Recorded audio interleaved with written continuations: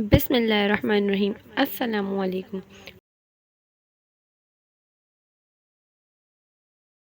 اللہ کا ایک فرشتہ اس پاکیزہ خاتون کے پاس آیا اور کہا، اے کنواری مریم، اللہ آپ کو ایک اچھا بچہ دینا چاہتا ہے۔ عورت نے کہا، یہ کیسے ممکن ہے جب کسی مرد نے مجھے ہاتھ تک نہیں لگایا؟ فرشتے نے کہا کہ تمہارے رب کے لیے ایسا کرنا بہت آسان ہے۔ وہ نیک اور پرہیزگار عورت کون تھی اور قیامت تک پاکیزگی کی مثال کون بنے گا؟ وہ عورت جسے اللہ نے اپنے زمانے کی تمام عورتوں پر فضیلت دی تھی۔ مریم کے والد کا نام عمران اور والدہ کا نام حنا تھا۔ عمران حضرت سلیمان رضی اللہ تعالیٰ عنہ کی قوم عمران حضرت سلیمان علیہ السلام کی اولاد سے تھے اور حنا حضرت داؤد علیہ السلام کی اولاد سے تھی۔ عمران بنی اسرائیل میں بہت بڑے متقی اور عالم تھے، اسی لیے لوگوں نے انہیں مسجد اقصیٰ کی امامت ان کے سرپرست کی۔ حنا کی کوئی اولاد نہیں تھی۔ ایک دن اس نے درخت کے سائے میں ایک پرندے کو پیار سے اپنے بچے کو دودھ پلاتے دیکھا۔ یہ منظر دیکھ کر اس کا دل پگھل گیا۔ اس نے بارگاہ الہی میں بچے کے لیے دعا کی تو اللہ نے اس کی دعا قبول فرمائی۔ حضرت مریم علیہ السلام کی ولادت سے پہلے ان کی والدہ نے نذر مانی تھی کہ وہ بیت المقدس کی خدمت کے لیے اپنے بچے کو نذر کریں گی۔ بنی اسرائیل کی یہ روایت تھی کہ لڑکا اللہ پر قربان کر دیا گیا تو اس نے نہ شادی کی اور نہ ہی دنیاوی کاموں میں دلچسپی لی۔ وہ صرف عبادت گاہ میں خدمت کرتا اور خود کو عبادت میں مشغول رہنا چاہتا۔ حنا نے اللہ سے بیٹے کی دعا کی، لیکن بیٹے کی بجائے بیٹی کی پیدائش ہوئی۔ حنا نے لڑکی کا نام مریم رکھا۔ سریانی زبان میں مریم کا مطلب خادمہ ہے، کیونکہ وہ مسجد اقصیٰ کی خدمت کے لیے وقف اس لیے اس نام کو موضوع سمجھا گیا۔ آپ کے والد کا انتقال حضرت مریم علیہ السلام کی ولادت سے پہلے ہوا تھا، چنانچہ حنا نے ولادت کے بعد اسے کپڑے میں لپیٹ کر بیت المقدس کے علماء کے سامنے پیش کیا تاکہ وہ اسے اپنی حفاظت میں لے لیں۔ جب مریم علیہ السلام کو بیت المقدس لایا گیا، ان پر علماء کے درمیان اختلاف پایا جاتا ہے۔ ہر کوئی اپنے آپ کو آپ کا زیادہ حقدار سمجھتا تھا۔ پھر فیصلہ ہوا کہ وہ قلم چھوڑ دیں جس سے توریت لکھتے ہیں۔ پانی میں جس کا قلم مخالف سمت میں بہہ جائے وہی مریم کا مستحق ہوگا۔ اس مقابلے میں زکریا علیہ السلام بھی شریک تھے۔ ان کے قلم کو اللہ تعالیٰ نے پانی کے بہاؤ کے مخالف سمت میں موڑ دیا اور ان کی پرورش کا حقدار ہو گئے۔ اس طرح اللہ کے منصوبے کے مطابق مریم کو زکریا علیہ السلام کی سرپرستی میں دے دیا گیا۔ زکریا کی بیوی مریم کی خالہ تھیں، اس لیے اس کی پرورش اس سے بہتر کوئی نہیں کر سکتا تھا۔ مریم علیہ السلام دوسرے بچوں کے مقابلے میں بہت تیزی سے بڑھیں۔ جب وہ زکریا علیہ السلام اور ان کی خالہ کے گھر پرورش پائی اور وہ پروان چڑھیں، چنانچہ بیت المقدس میں ان کے لیے ایک کمرہ مقرر کر دیا گیا جہاں زکریا علیہ السلام کے سوا کوئی نہیں جا سکتا تھا۔ وہ دن رات اللہ کی عبادت میں مشغول رہتی تھیں۔ زکریا علیہ السلام جب آپ کے پاس آتے تو یہاں بے موسم پھلوں کو دیکھ کر حیران ہو جاتے۔ سردیوں کے موسم میں گرمیوں کے پھل، گرمیوں کے موسم میں سردیوں کے پھل آپ کے گھر میں رکھے تھے۔ زکریا علیہ السلام نے جب حضرت مریم علیہ السلام سے پوچھا کہ یہ پھل یہاں کہاں سے آتے ہیں، انہیں کون دیتا ہے، تو مریم علیہ السلام کہتی تھیں، اللہ کی طرف سے۔ اللہ تعالیٰ نے حضرت مریم علیہ السلام کو اپنے برگزیدہ اور وفاداروں میں سے چن لیا تھا، جیسا کہ سورہ ال عمران میں مذکور ہے۔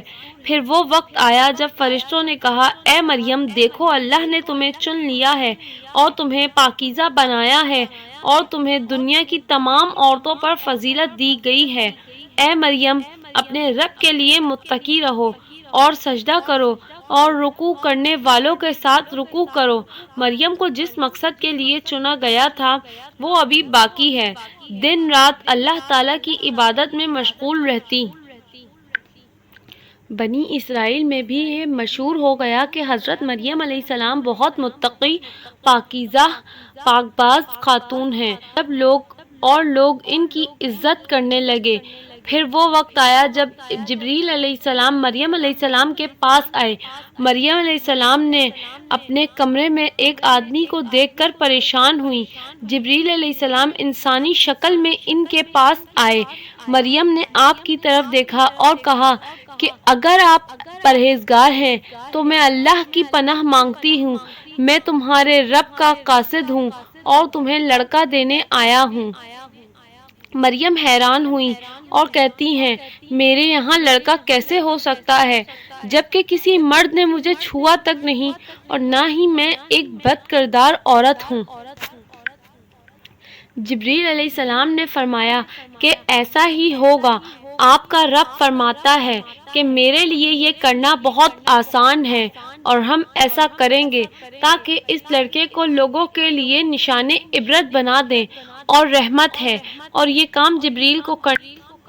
اس نے مریم علیہ السلام کی گردن میں پھونک ماری اور وہ حاملہ ہو گئیں۔ جب مریم علیہ السلام حاملہ ہو گئیں تو بنی اسرائیل میں یہ خبر پھیل گئی۔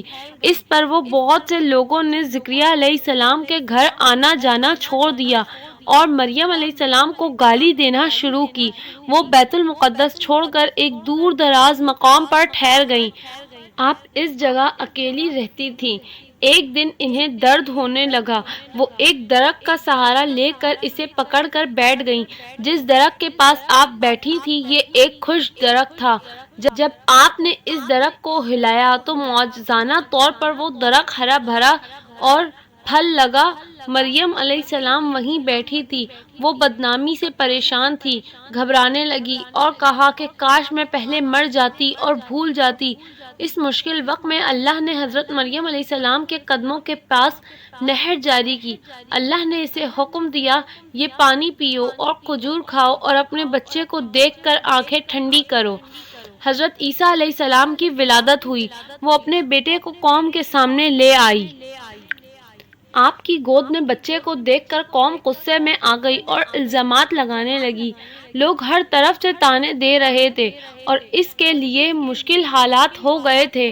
پھر مریم علیہ السلام نے بچے کی طرف اشارہ کرتے ہوئے کہا، اس بچے سے بات کرو، تمہیں تمہارے تمام سوالوں کے جواب مل جائیں گے۔ باغی کہنے لگے، یہ دودھ پینے والا بچہ ہمارے سوال کا کیا جواب دے گا؟ اچانک حضرت عیسیٰ علیہ السلام نے بولنا شروع کیا۔ بچے نے کہا، میں واقعی اللہ کا بندہ ہوں۔ اس نے مجھے کتاب عطا کرنے اور نبی ہونے کا مقدر بنایا ہے۔ میں جہاں بھی جاتا ہوں اس نے مجھے نعمت بنایا ہے اور مجھے نماز قائم کرنے کا حکم دیا ہے اور اپنی ماں کے ساتھ حسن سلوک کرنا۔ اس نے مجھے غرور یا سرکش نہیں بنایا۔ مجھ پر سلام ہو جس دن میں پیدا ہوا، جس دن میں مروں گا اور جس دن میں دوبارہ زندہ کیا جاؤں گا۔ اس کے بعد مریم علیہ السلام عیسیٰ علیہ السلام کے ساتھ مصر چلی گئی۔ جب وہ 13 سال کے تھے وہ واپس یروشلم واپس آئیں۔ روایت میں حضرت مریم علیہ السلام کی تاریخ وفات 35 عیسوی لکھی گئی ہے اور ان کی عمر 51 سال ہے۔ اس کے علاوہ کیتھولک اور آرتھوڈکس عیسائی بھی مریم علیہ السلام کو بڑی عقیدت اور احترام کی نگاہ سے دیکھتے ہیں، اور وہ واحد خاتون ہیں جن کا نام قرآن پاک میں اور بائبل کے عہد نامے